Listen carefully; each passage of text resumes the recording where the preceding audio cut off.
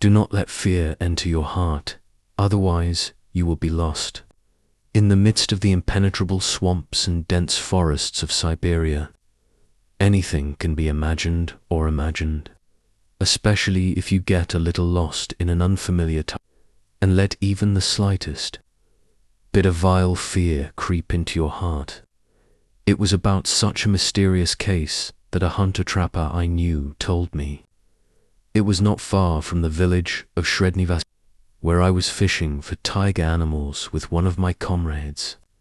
Originally from those places, the places there are very remote, surrounded by the Vasugan marshes and the impassable taiga.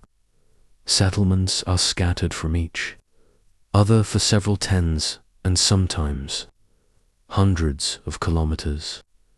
You can only get there by winter bike or by helicopter with shift workers, and in summer by river. The indigenous people in those remote regions are the Selkups and Conti. There are also descendants of exiles and special settlers who moved from the village of Mil, and sometimes extreme sports enthusiasts come by. My friend has a good hunting winter quarters not far from the river, and there is a visible, invisible beast around, and it is completely undeterred by humans. We only planned to hunt the beast for a week or two, but then we had to stay a little longer. It was so snowy for a week that you couldn't see anything for a few steps.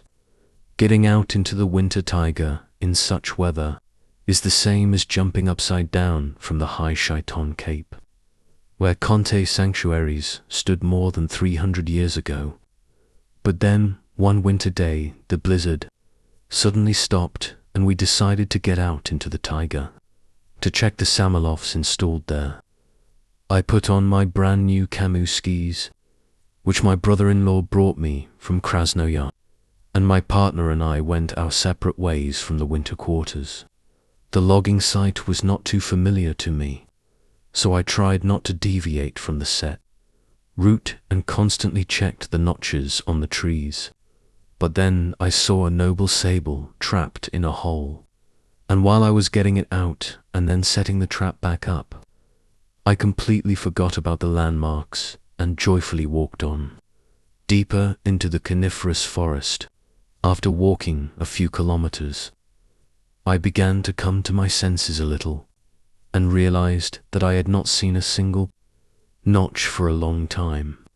He began to retrace his steps back.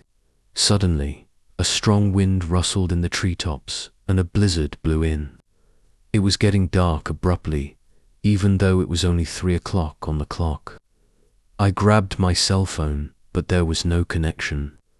The tracks are almost invisible. Which way to go? I have no idea. That's where it crept up, a nasty fear. Everything went blurry in my head.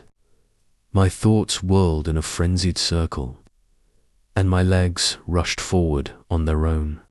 I walk, fall, rise again. I didn't even notice how the mutton fur coats flew off my hands. I realized that they were gone only when my hands began to stiffen in the cold. Well, I think it's all good. It looks like he ran away. The blizzard is blowing harder and harder, but the same fear and some kind of hopelessness lurks in my soul. Suddenly, I hear some strange noises. At first, I didn't even understand what it was. He turned in that direction. The sound gradually increased, and then it dawned on me. This is how guitar strings sound. My head is full of confusion. What kind of guitar can there be in the middle of a winter taiga? Then I see a bright gap between the trees. I went straight there. I go out into a small clearing. A large bonfire is burning in the center of the clearing.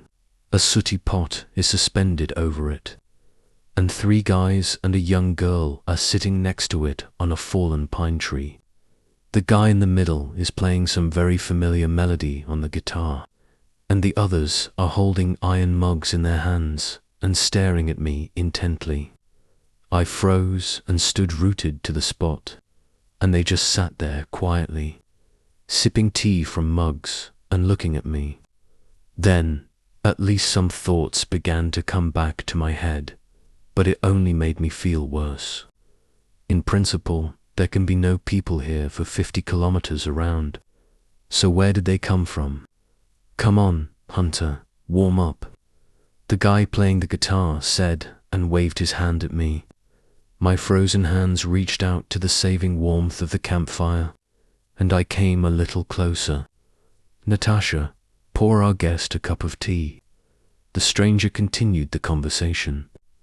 The girl got up without a word, took a metal mug out of her backpack, poured boiling water from a pot into it, and handed it to me.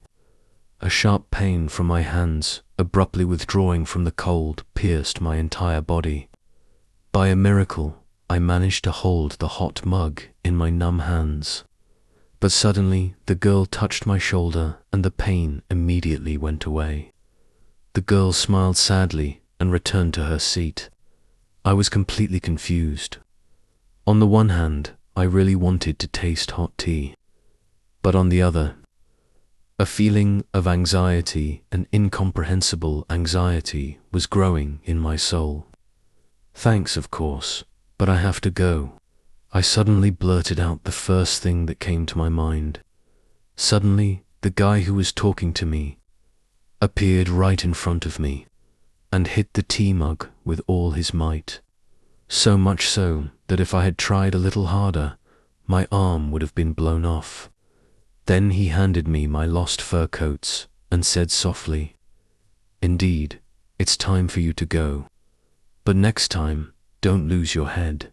Yes, you're going that way," and pointed in the direction. Without a moment's hesitation, I grabbed my mittens and walked faster in the direction shown to me. Literally, an hour and a half later, I went straight to our winter quarters, where my friend had been waiting for me for a long time. When I came to my senses a little, I described in detail everything that had happened to me. My partner listened to me in silence and then said, "In the 70s, not far from this place on the bend of the river, the tracked Stepanida, along with a team of geological explorers and a young cook, went under the ice. My grandfather also told me about this incident, but no matter how much the divers searched later, they never found anyone. Even the all-terrain vehicle disappeared somewhere." The epilogue: Stepanida was the name of the Soviet tracked snowmobile transporter, GAZ-47. It was created back in 1954. On the basis of light tanks of the T-60 series, he could move through swamps and deep snow. The designers tried to make the GAZ-47 waterfowl, but it proved impossible because the machine was very wide and heavy. The reliable Soviet all-terrain vehicle captivated with its high maneuverability and permissiveness. Perhaps this is exactly what played its fatal role in this case.